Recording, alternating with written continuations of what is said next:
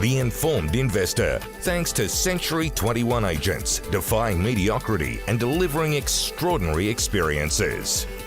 Part of my trip over here in WA, I've been hanging outside real estate agents, looking in the window, trying to see what property prices are like. A man who will know what they're like is Charles Tarbey, Chairman of Century 21 Australasia. Evening to you from the other side of the country.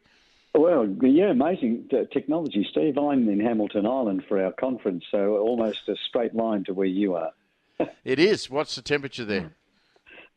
Not as much as I was hoping for. It only hit 21 and 22. We're expecting, usual 25s and plus, but today was probably the best day out of all. So I don't know whether you've been up and played the golf course, but that's something you probably need to be challenged with, I would say. I don't need to play that when the wind's blowing. I'm told that it is absolutely almost impossible to play. You're right, we are almost exactly across the country from you if you draw a straight line. And a lot of Australians like to escape when they've retired to places like we've been through and, maybe not Hamilton Island, but that part of Queensland. I've been looking in the real estate windows in Exmouth, which is an interesting place because Exmouth's only been there for 50 years. It was set up in the 60s as an American listening base. And it's a brand new town. It's got no heritage, there's no old buildings there, and there's nothing older than the mid-60s. But there's brand new houses on what appeared to me to be a relatively new canal development, Charles, that were priced at $700,000 plus. I know. Look, it's obviously a very beautiful area, and I spoke to my West Australian guys, and they love fishing, and they go up that area there, and they say it's just absolutely stunning. But the problem with the area, even though when you think about what you just said, the price-wise, we talked about Mandurah down south of Perth, how all the canal homes there that were selling for millions, they've battled a little bit lately. And luckily for me, I had access to Tim Lawless at CoreLogic, and I spoke to him today, knowing that we were going to chat. And he said to me, look, that area there, he gave me some data on it in Exmouth, and he said the median value of a property is only $350,000. The biggest problem with Exmouth is that it's down. The values are down 11.7% over the last 12 months, ending May, just gone. So there's probably, and the prices are still dropping in that area because it's one of those areas that could be considered holiday area, could be an area that people might want to holiday in or buy a holiday home in. And so they're the areas that people will generally sell first when the market gets tough. So the values there still remain 29% lower than the peak at the end of May, going all the way back. So I think there's great opportunity for people looking in that area. One of our travelling companions lives in Perth. Perth, it seems, is really down. I mean, she was talking about how people struggle to sell properties in Perth and that they really have taken a crash.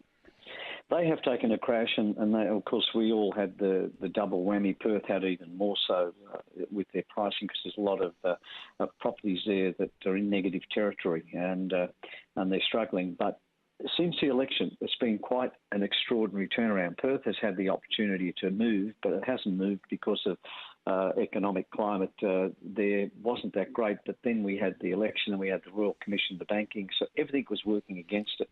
If you talk to the agents there right now, they'll tell you that they haven't been busier in the last few weeks than they've ever been. So really? There is a return. There is definitely a return.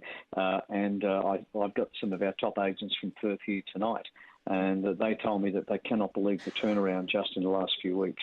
So maybe it's time for Perth. Perth has had a really, really tough time, and it's very well priced, right up and down the coast.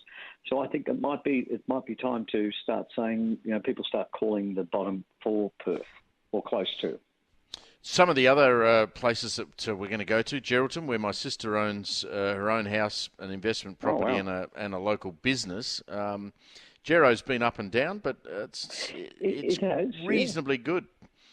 Look, it hasn't been as bad as Exmouth because obviously it's a very, very established city, and it's got the port there, but their median value is down 8.6% over the last 12 months. So they've still gotten belted. It's 8.6 is not as bad as Sydney, but when you consider the fact that the whole of the marketplace in WA has really copped a hiding, that's I guess not too bad. So we don't think it's going to keep dropping too much further. We can start to see the bottom there, and this is an area all up the coast of Perth where we think that the bottoming is not too far away.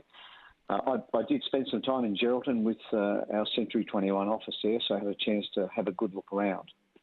But, there's still some great opportunities for people who want to buy. We'll be there on Thursday, so we'll have a look at that. What's the real estate market like on Hamilton Island? It's reasonably buoyant. I mean, you've got a captive audience here.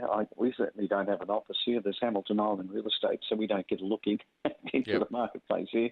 But I'm not seeing a lot of activity. There's a few for sale signs around, but I came up here thinking the last thing I want to think about is the stats on Hamilton Island. Sorry, Steve. Exactly right. The good thing about that, John, is it's got an airport. The Reserve Bank meets tomorrow. What's your feeling about another drop in interest rates? Yeah, well, we thought it was going to happen last time. I'm pretty sure it's going to be close this time. The clearance rates, as you know, Steve, have been incredibly buoyant in Sydney and Melbourne. And so I think that there's the bank, Reserve Bank needed to do something. APRA certainly stepped up and done something. The banks are now talking a bit differently about their lending. I think it's time. We've got to get the building industry moving along again. Otherwise, we're going to get all sorts of problems in unemployment in that region. But 66.1% for Sydney and 64% for Melbourne. Who would have thought that Sydney would be almost 20% higher in clearance rates than this time last year? Very resilient market. It's amazing. You enjoy your conference on Hamilton Island. We'll talk to you next week, Charles Tarbey. Thank you very much, Steve.